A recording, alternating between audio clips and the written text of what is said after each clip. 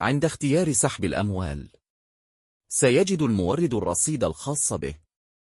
يمكنه إرسال طلب لمسؤول الموقع بالضغط هنا، ثم تحديد قيمة المبلغ وإرسال رسالة ثم الضغط على إرسال، ثم ينتظر الموافقة حتى يرسل المسؤول المبلغ المطلوب، سواء بالكاش أو بالتحويل البنكي.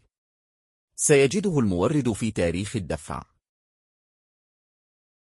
عند اختيار تاريخ الدفع، سيظهر تاريخ دفع المورد المتعلق بسحب الأموال. عندما يقوم المورد بطلب سحب أي مبلغ من المال، يرسل رسالة إلى مسؤول الموقع وقيمة المبلغ، وعند موافقة المسؤول يرسل المبلغ إلى المورد.